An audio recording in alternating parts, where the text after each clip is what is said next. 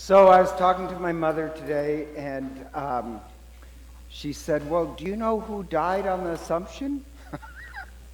And she doesn't mean the Virgin Mary. Um, but I almost felt like saying, does the name start with Mary? But I know who she's talking about, and that is her grandmother. So when I was a little kid, my mother's grandmother, so my great-grandmother, she had cancer. She fell into this coma, and then before she died, she woke up. The family all gathered around, and before she died, she suddenly woke up, and she held out her hands, and she said, "Pa!" And that's what she called her husband. And then she died. And to be honest, I always think that is such a beautiful way to die. That the last thing you see is your deceased husband, I believe it.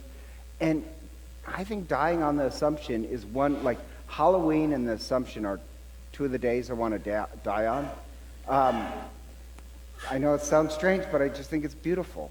Or my own grandmother, when she died. Well, the day before she died, this is the other grandmother. Before she died, the day before she died, she said that she could see her sister Jen. And she was telling us that. And to be honest, we really didn't believe her because she was Irish and she was a little crazy. So it was like, okay. But then the next day, she turned critically ill, and for a couple hours before she died, she kept saying, "Everything's all right, Len's here, Len's here." And Len was my grandfather. And the first year I was ordained a priest, this teenage girl died. And the teenage girl, before she died, her mother, and this always moved me, her mother never left her. And, it was a kind of a drawn-out death, and, everybody else, the men of the family, kind of faded away, but the mother always stayed. And suddenly, before the girl died, she woke up and she said, "Mom," she says, "do you hear it?" She says, "It's so beautiful." And then she said, "They're here." And she reached out like she was grabbing somebody. And I've told these stories before, but it always amazes me. Every year, you always get, as a priest, dozens of stories when you do funerals that before somebody died, they see the dead. And I really do believe that. And one woman, and I forget whether it was this year or last year, before she died, she woke up and she said, "Mary," and she died.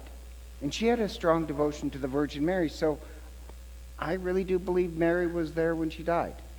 And I just like that because I think it's comforting, but it also, like, if you're dying and you suddenly see the Virgin Mary, I think that's an incredibly good sign that you're probably headed to the right place. But think about that. That's what we're doing tonight. The Feast of the Assumption, it's actually the oldest Marian feast we have. It's the first one, it's the oldest one, it's so old. We have no idea when it started, but it started back at the time of the apostles. And tonight, we're carrying the feast out.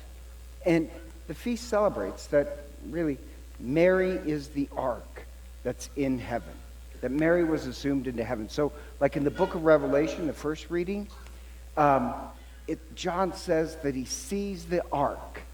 And at first you kind of think, oh, it's the ark of the first covenant.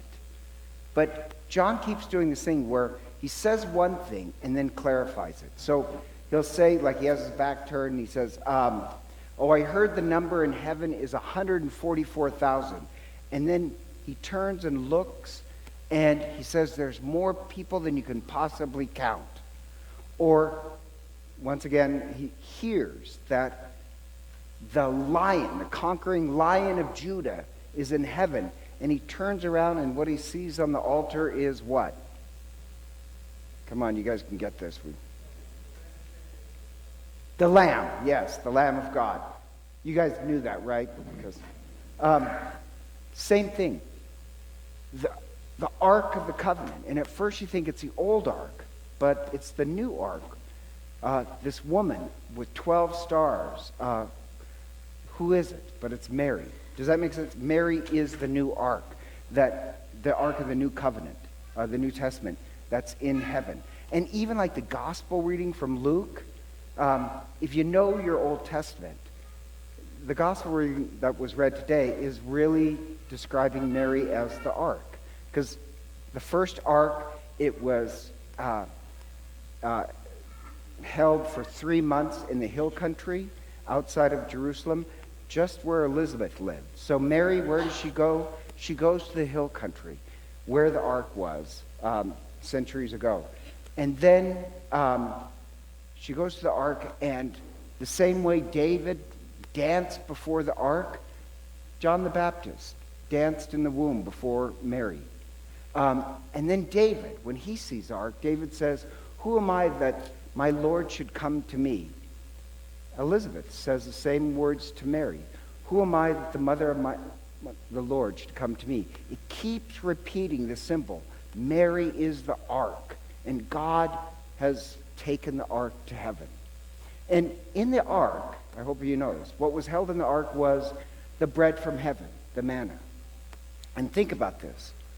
Tonight at Mass, we're going to receive the bread of heaven in us. In a way, we also become the ark that bears the presence of Christ. We have the bread of heaven in us. The ark carried the remains of the 10 Commandments. We carry within us the new law of love. All those symbols are in us. And my only point is this.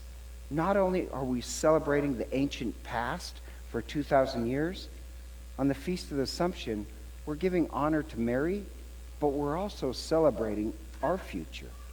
With the same way Christ would gather Mary up and welcome her into heaven, we believe Christ will do the same thing for us, the rest of his family. He'll gather us up into the great feast of heaven. And so, just like the woman who, before she died, says, "Mary," this is us seeing Mary, knowing that this is a good sign. If we follow her footsteps of following Christ, we too will be welcomed into the feast of heaven. And so, together, let us stand and pray.